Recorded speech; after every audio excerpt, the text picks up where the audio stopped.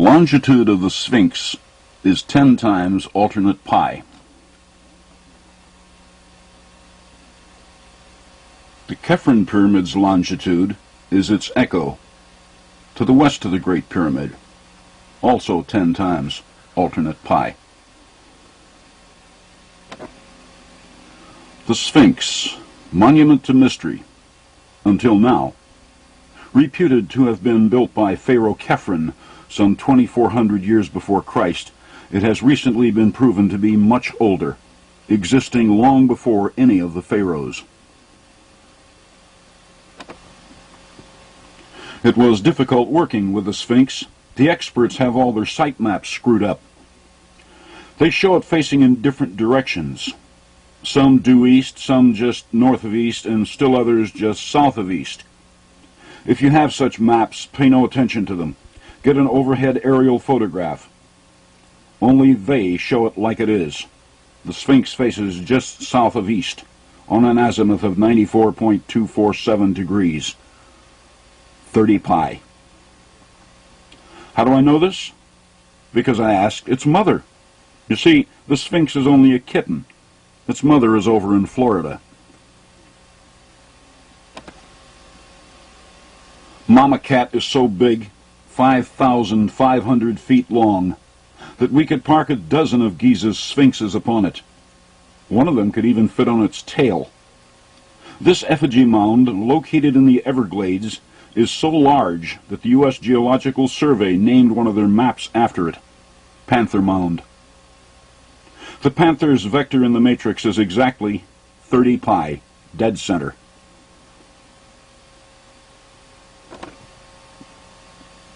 Now, why is the Sphinx exactly where it is? What constants will explain it to us? We already have its longitude, 11.77245771. That's 1. We also have its azimuth of 30 pi. That's 2. And, of course, the ever-present radian of 57.2957 degrees. Mix them up and voila, 63,571.271, which encodes its exact latitude north of the equator. That now being resolved, our next question has been around for a long time. Why is it bi-entity in form? Why the head of a human and body of a cat? My own conclusions on that are simple enough. The human head indicates intelligence, the cat indicates curiosity. Put the two together, and we can figure out the matrix. Curiosity asks a question here, does it not? Both the head and the cat face an azimuth of 30 pi.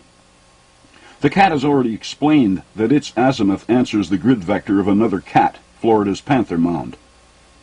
If that's the logic pussyfooting around the cats, then does it not follow that the head, the human head on the Sphinx, likewise answer the position of another human head in the matrix? Where do we have other human heads?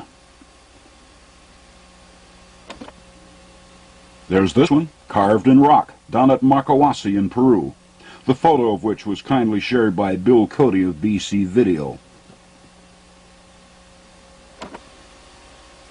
There's New Hampshire's Old Man of the Mountain. Oh yes, it too is in the matrix, even if it is only a silhouette, which is best seen from the north. Think about that for a minute, and you can figure it out. And forget the argument that it's a natural sculpture. In fact, I hope it is, because if it is, then it has been around longer than the pyramids, in which case its position was worked into the matrix long before the first pyramids were built. But my own personal favorite is the Great Face at the Poverty Point complex in northeastern Louisiana. Poverty Point is big.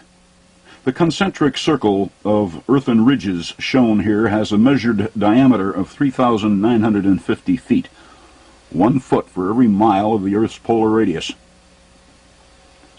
Archaeologists call it an ancient trading center, despite the fact that they find little there in the way of artifacts. Some even insist that it was an ancient city. Sorry about that, but it's pure matrix. See the 700-foot-long bird mound shaped on its western flank? Its latitude is 32 degrees 38 minutes 06.119 seconds north. Multiplied, these three numbers become 7441.5064.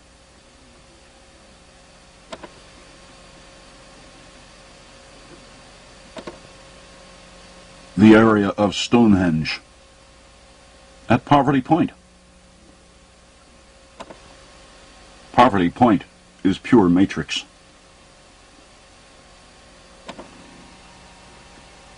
There's another large mound about a mile to the north.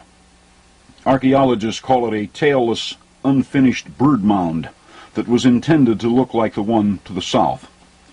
Not so at all. Anyway, where's the face I was talking about? The matrix consists of much more than just pyramids, earthworks, and mathematics. Shapes are important too, and to see them, the investigator must be able to work with topographical maps. Therein lie the clues which blow right past the average archaeologist. On the east side of the Poverty Point complex, the land drops sharply toward the Macon Bayou, and a topographical map shows it quite clearly.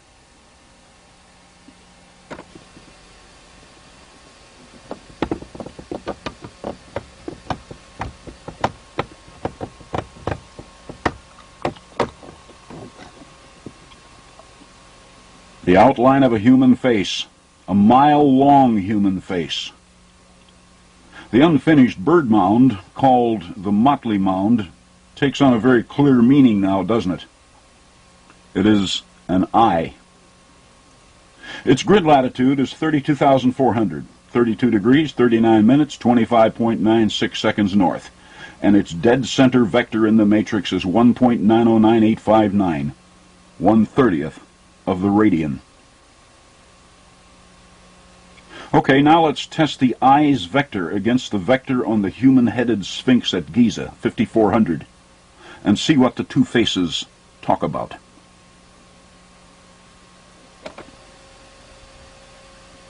They talk about math, vector to vector, face to face, the exact area of the 360-degree circle.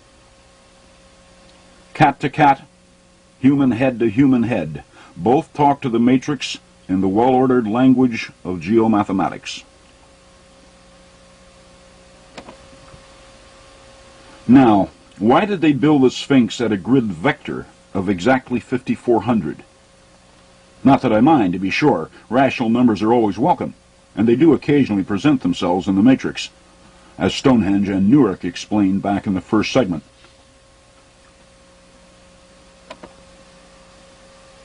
The Sphinx has the ability to address the matrix by way of common rational numbers and the irrational constants.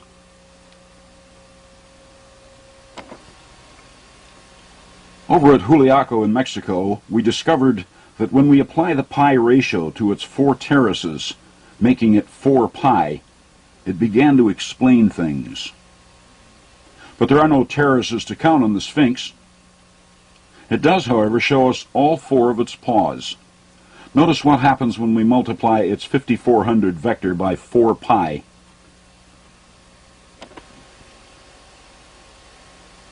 It furnishes the figure which encodes the grid latitude of Giza's Khephren pyramid, the one which shares the same longitude as the Sphinx.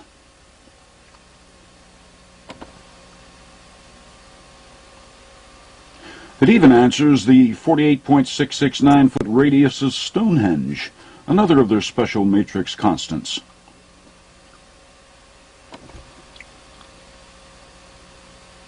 Multiplied by the 5400 vector of the Sphinx, we get this, which encodes the West Giza longitude of the tallest pyramid ever built by the Mayans, Temple 4. The temple of the double-headed serpent at Tikal in Guatemala, 228 feet high. And do notice the final element in its actual longitude. Perfect match to the radius of Stonehenge. Not bad for primitives.